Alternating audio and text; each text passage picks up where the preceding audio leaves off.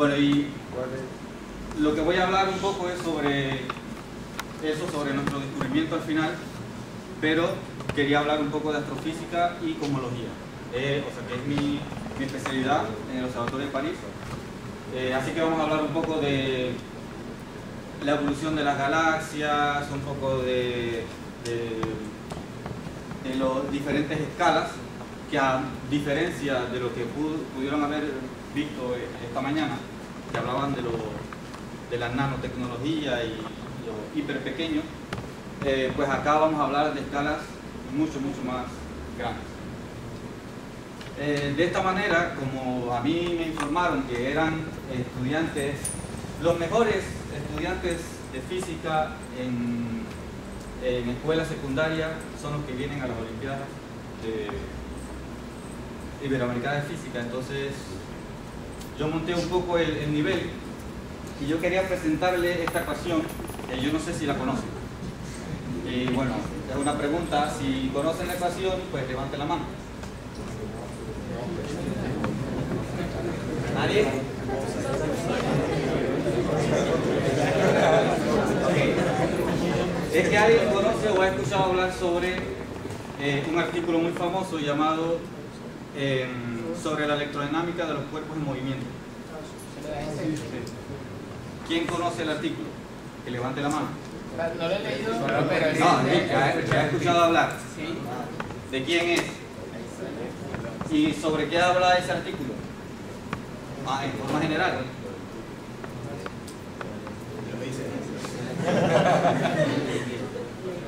De la relatividad.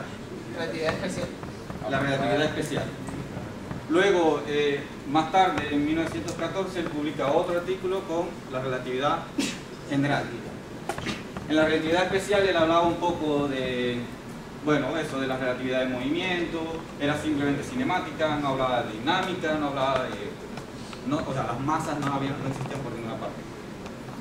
Luego, en 1914, pues, él generaliza su teoría y habla sobre la dinámica en general del universo y cómo debe comportarse el universo, teóricamente hablando. Y bueno, esa que ven allí es la famosa ecuación de campo de Einstein. Y es la que resume la teoría general de la relatividad. Yo podría hablarles del tensor impulso, energía-impulso, del tensor covariante de curvatura, que es de Riemann-Christoffel. Podríamos hablar de este, que sería una contracción de los índices covariantes de este tensor de curvatura, y al final tengo un tensor escalar de curvatura. Podríamos hablar de la métrica, y la métrica, ustedes estudiantes de física pues deben saber un poco que la métrica yo la defino como yo quiera, siempre y cuando esté dentro de ciertos parámetros y cumpla ciertas reglas. Y la métrica no es más que medir, como yo mido. Al final podemos hablar de las otras constantes, esta que está aquí y esta que está aquí, y podemos decir también que en esa ecuación lo que existe es un equilibrio de geometría o espacio y un equilibrio de la física, de la energía, del impulso.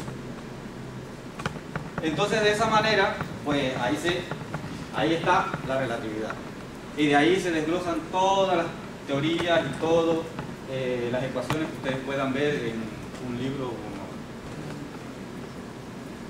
no. Lo más bonito de la ecuación, bueno, lo más bonito, todo es bonito, pero a lo que nos interesa, a lo que vamos a hablar, es esta que está aquí. Es la famosa, ¿alguien la conoce? La constante cosmológica. Aplauso para...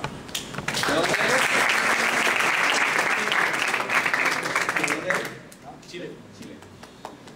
Los chilenos son buenos. Esa fue la que trató de utilizar Einstein para decir que el universo no se está expandiendo. ¿De dónde es tú? Colombia.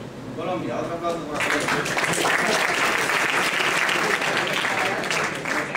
originalmente esa constante, en esta ecuación, esa constante no existía. O sea, eso aquí era cero, ¿verdad? Pero cuando desarrollaban las teorías, cuando desarrollaban las ecuaciones y todo, al final se daban cuenta de que el universo tenía una expansión. Entonces se decían, pero ¿qué no puede ser? Estamos hablando de 1914. En 1914 se pensaba que el universo era estático, es decir, que él está inmóvil. Se mueve los planetas alrededor del Sol, todo lo que uno quiera, pero en general, a gran escala, el universo se mantiene inmóvil, estático. Como si estuviéramos aquí dentro de este salón, y pues todas las moléculas están moviéndose un poquito unas con respecto a la otra, pero si lo vemos a gran escala, pues él está estático. Entonces, ¿qué hace él? Einstein, lo único que me queda es agregar una constante que depende de que va ligada a la métrica y que me hace que el universo quede efectivamente constante, es decir, inmóvil, estático. Eso fue en 1914, bueno, después de 1914, ya hacia 1920 y algo, 30 y algo. En fin, actualmente las teorías cosmológicas y en astrofísica resurgió porque hubo un tiempo en donde se eliminó porque bueno, en realidad no daba, se había encontrado que el universo se expandía, se había encontrado que existía una aceleración de expansión del universo y por ende la constante no podía ir, así que está eliminada. Pero recientemente, hace 15, 10 años, surge la constante nuevamente y se dice, ¿por qué? Bueno, eso lo vamos a ver ahora, por qué y todo de las explicaciones, pero surge la constante porque nos damos cuenta de que existe una masa que no vemos. Existe una masa que no vemos y hay que explicar esa masa en la ecuación. Bueno, más bien los efectos que provoca esa masa. Y de esta manera pues se introduce esa constante con ciertas características que, bueno, no vamos a ver todas las características de la constante, pero al final esa constante lo que va a expresar más bien es lo que se llama energía oscura o para que ustedes quieran ahí. Esos son los cosmólogos y teóricos que empiezan a agregar cosas y complican toda la vida de todo el mundo. Entonces, al final, eso es la cosmología y la astrofísica. Pero yo sé que tampoco quiero aburrirlos en la teoría y todo lo demás, y el mensaje final que yo quisiera darles a ustedes es que la física, mucho más que teoría, es la experiencia.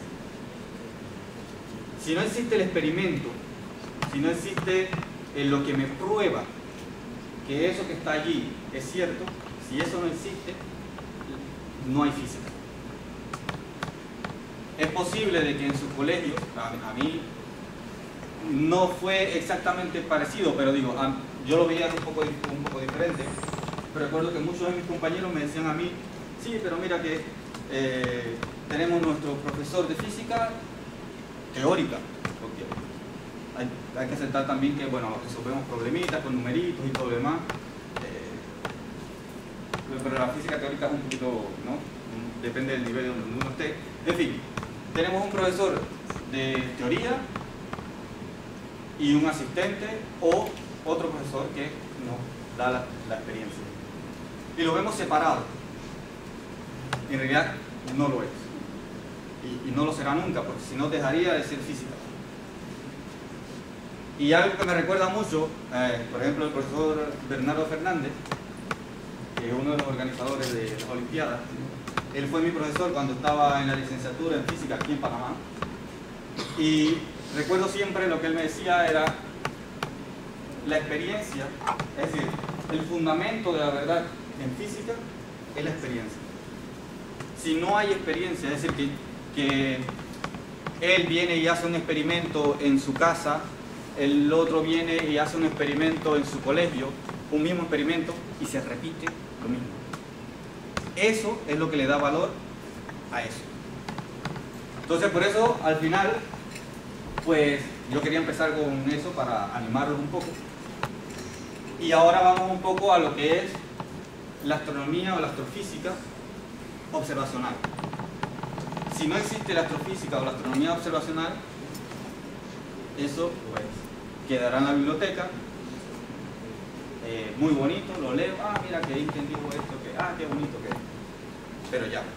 Pero gracias a que se tienen esas observaciones que dicen, mira, por esto es que eso vale mucho, entonces gracias a eso es que pues la física y la astrofísica existen.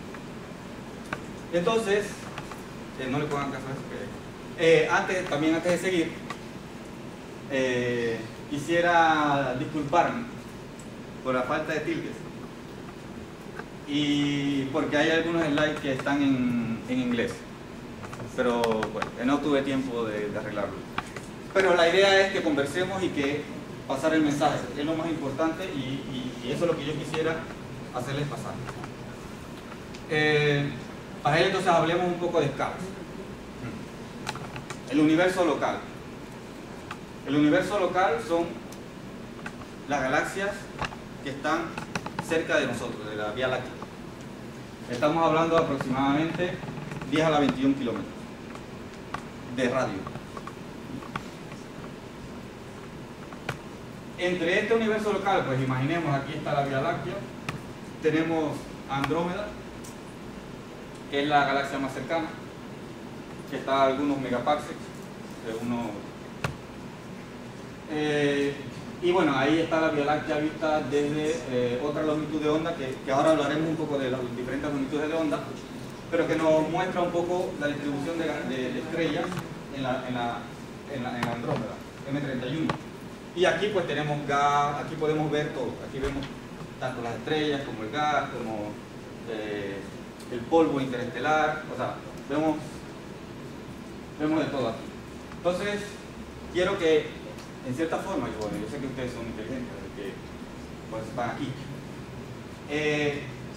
se imaginen eso, 10 a la 21. Se lo imaginan. Luego, tenemos que en este universo local, dentro de ese radio de 10 a la 21 kilómetros, desde 1926, bueno, desde mucho antes, había muchos trabajos sobre el universo local y las galaxias, cómo estaban formadas las galaxias. Es que ustedes han escuchado hablar de la secuencia de Hubble.